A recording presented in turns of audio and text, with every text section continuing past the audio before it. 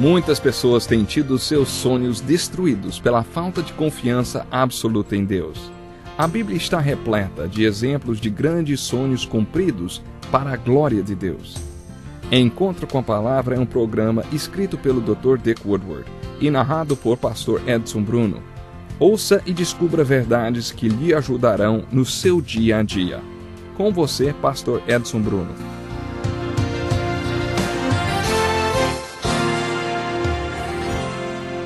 Seja bem-vindo ao nosso tempo de estudo da Palavra de Deus. Abra sua Bíblia para estudar conosco os 6 primeiros versículos do capítulo 10 do Evangelho de João. Diz assim: Eu lhes asseguro que aquele que não entra no aprisco das ovelhas pela porta, mas sobe por outro lugar, é ladrão e assaltante.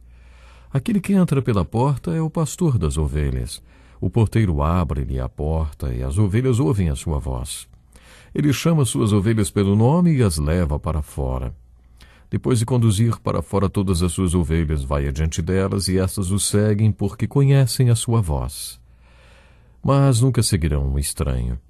Na verdade, fugirão dele porque não reconhecem a voz de estranhos. Jesus usou essa comparação, mas eles não compreenderam o que ele lhes falava. As pessoas que estavam ouvindo Jesus não entenderam o que ele estava dizendo, simplesmente. Antes de mais nada, gostaria de fazer algumas observações hoje.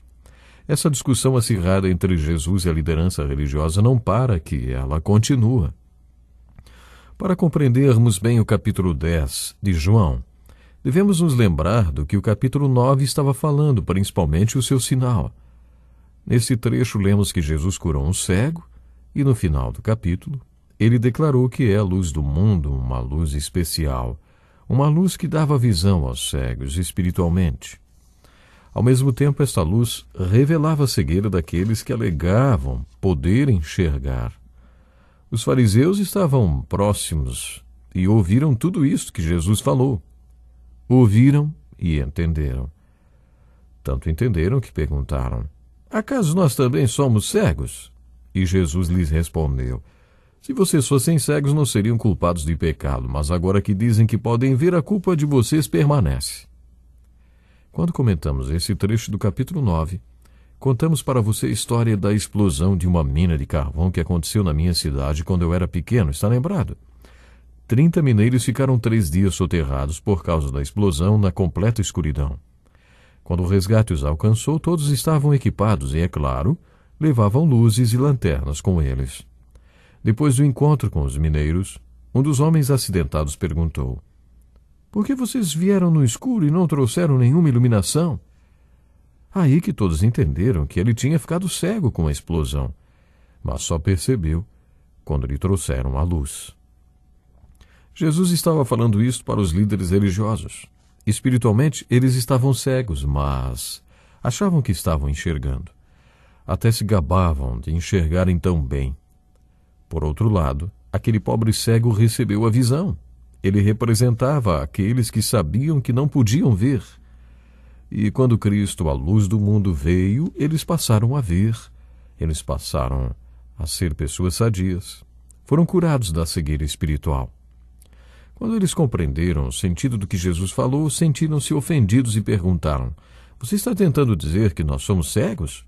E Jesus respondeu: é exatamente isso que eu estou tentando fazer vocês entenderem. Outro detalhe importante no capítulo 9 que devemos lembrar é que o homem que foi curado da cegueira foi excomungado da sinagoga. Mais tarde ele fez uma confissão a respeito de Jesus e foi expulso pela 2ª vez. Nesse momento, Jesus foi ao seu encontro e tirou daquele cego uma confissão de fé e adoração. E este é o final do capítulo 9 de João. Com isso, começa o capítulo 10. Nada é mencionado sobre ter havido uma mudança de cenário. Não há nenhuma quebra na narração, o que nos faz pensar que foi no mesmo contexto que Jesus falou as palavras que vocês ouviram há pouco. E importante é conhecermos o contexto. Também devemos nos lembrar que a Bíblia não foi escrita em capítulos nem versículos como conhecemos hoje. Essa divisão só aconteceu muito tempo depois e às vezes não ajuda muito não. Por isso é bom observarmos se houve ou não uma mudança de assunto ou de cenário de um capítulo para outro. E estamos observando que, capítulo 9 para o 10, aparentemente, não houve nenhuma alteração no cenário. Jesus continuou dizendo, eu lhes asseguro, quer dizer, o que Jesus ia falar era muito importante, para isso ele usa uma figura de linguagem. Ouça com atenção o versículo 6, diz assim, Jesus usou essa comparação, mas eles não compreenderam o que lhes estava falando. Algumas traduções consideram o que Jesus contou uma parábola. Pode ser uma parábola, uma metáfora, uma alegoria de qualquer forma. Jesus usou uma ilustração. Esta ilustração usava a figura de um rebanho de ovelhas. Vale a pena conhecermos um pouco sobre ovelhas, aprisco e sobre o cuidado com elas. Naquelas cidades ou vilas havia um cercado onde as ovelhas eram mantidas. Isso era o aprisco. Muitos pastores passavam pela cidade com seus rebanhos, dormiam em uma hospedaria e guardavam o rebanho nesses apriscos coletivos. E aí existe um dado muito interessante. No mesmo aprisco ficavam diferentes ovelhas de vários pastores. Quando um pastor chegava no aprisco para retirar suas ovelhas, bastava ele chamar as suas ovelhas do seu modo usual, como ele sempre fazia. Ele chamava as suas ovelhas da sua maneira característica e elas saíam e o seguiam. Somente as suas ovelhas. Que interessante, não é mesmo? Pela voz, as ovelhas sabiam que era o seu pastor que estava chamando, e então o seguiam. Era assim que os pastores separavam as suas ovelhas. Jesus usou esta figura de linguagem e eles não entenderam nada do que Jesus estava falando. Eu acho que Jesus estava tentando fazê-los entender que o aprisco poderia ser talvez a religião tradicional, o judaísmo, representado por aquela liderança com quem Jesus estava discutindo. Jesus estava dizendo que ele era o pastor que se aproxima do aprisco e chama suas ovelhas, e elas reconhecem sua voz e o seguem, mas não seguem a voz de um estranho. Ele tinha curado o cego, e os líderes religiosos o expulsaram do aprisco ou da sinagoga. Jesus não o tinha expulsado.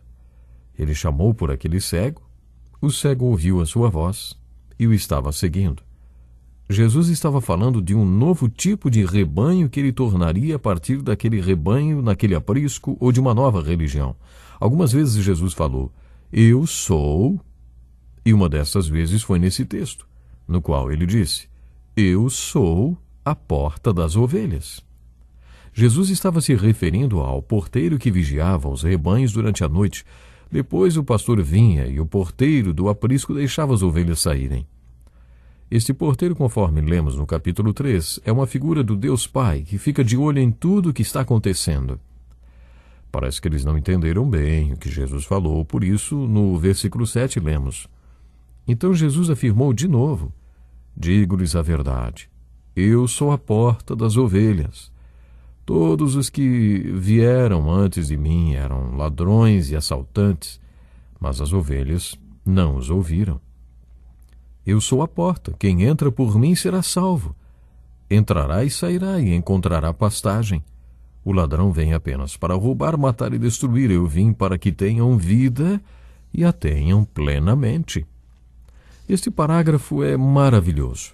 Vocês devem estar lembrados que quando estudamos o prólogo do Evangelho de João, vimos que Jesus afirmou várias vezes, eu sou, e que João, por sua vez, disse várias vezes, eu não sou. Esse evangelho responde várias vezes quem é Jesus. Encontramos várias declarações do próprio Senhor dizendo, eu sou. E neste trecho ele afirma, eu sou a porta das ovelhas.